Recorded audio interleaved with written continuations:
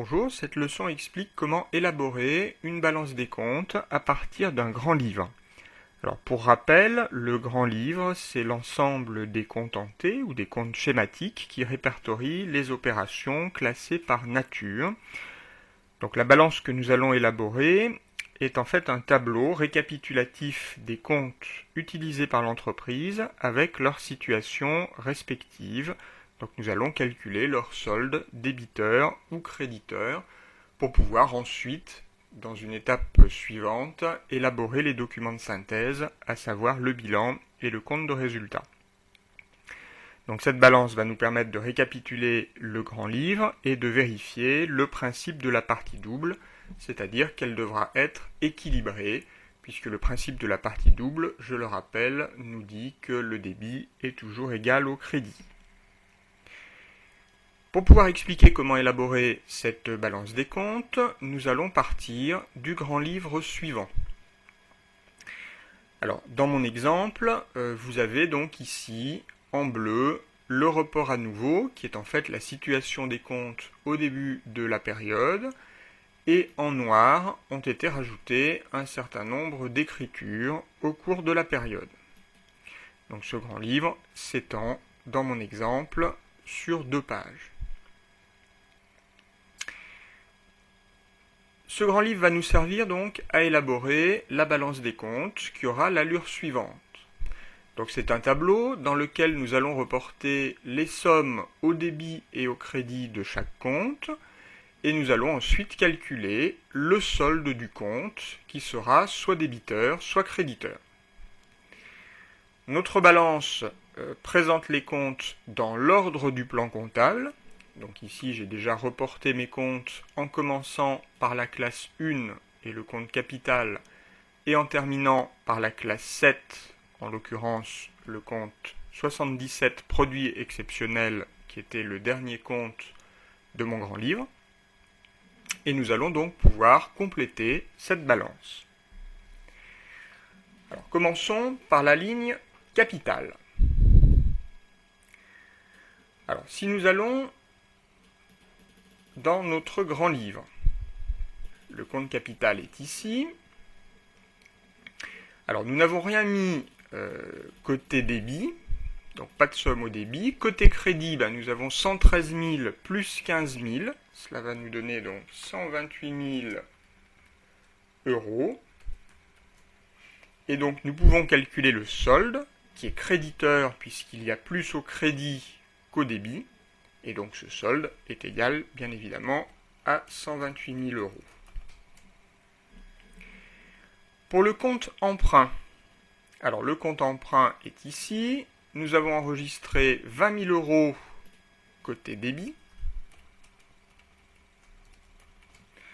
Et nous avions 70 000 euros de report à nouveau côté crédit. Le montant au crédit est donc supérieur au montant du débit. Notre compte est donc créditeur. Pour la différence entre les deux montants, 70 000 moins 20 000, cela nous donne un solde créditeur de 50 000.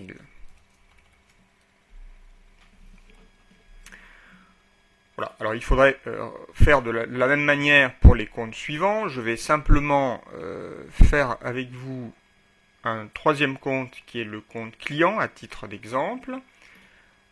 Ce compte client, donc il est ici dans mon grand livre.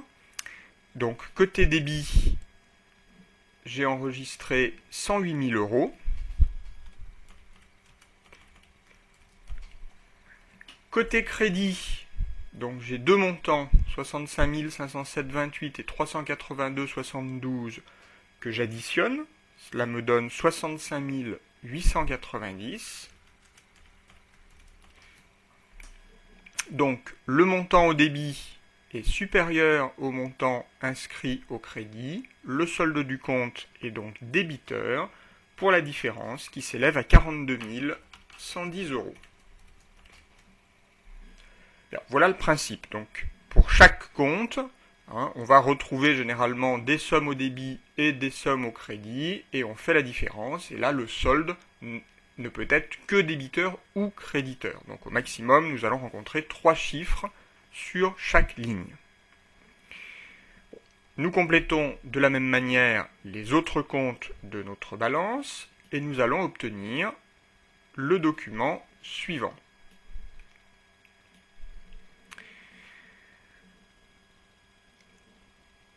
Une fois que tous nos montants ont été complétés, nous pouvons faire les totaux par colonne et nous allons donc constater, et ce sera donc une propriété de toutes les balances, que le total des sommes au débit est égal au total des sommes au crédit et le total des soldes débiteurs est égal au total des soldes créditeurs. Ces deux propriétés sont les conséquences du respect du principe de la partie double. Une fois notre balance effectuée, elle servira donc à élaborer les documents de synthèse, à savoir donc le bilan et le compte de résultat qui, je le rappelle, pour le bilan, va reprendre les comptes, les soldes des comptes des classes 1 à 5, et le compte de résultat, lui, reprendra les soldes des comptes 6 et 7. Prenons simplement le temps d'interpréter quelques montants apparaissant dans notre balance. Prenons par exemple le compte emprunt. Alors, le compte emprunt est un compte qui sert lorsque notre entreprise fait un emprunt et le rembourse. C'est en fait un compte de classe 1 qui enregistre des flux monétaires de sortie différée à long terme, c'est-à-dire l'apparition des dettes et leur extinction.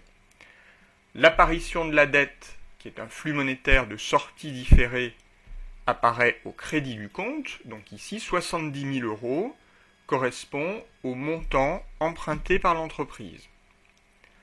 Lorsque la dette s'éteint, c'est-à-dire au moment des remboursements, le compte emprunt est débité, donc ici 20 000 euros correspond aux sommes qui ont déjà été remboursées par l'entreprise. Par conséquent, le solde, 50 000, correspond au montant que l'entreprise doit encore rembourser au prêteur. Raisonnons maintenant sur le compte 401 fournisseur.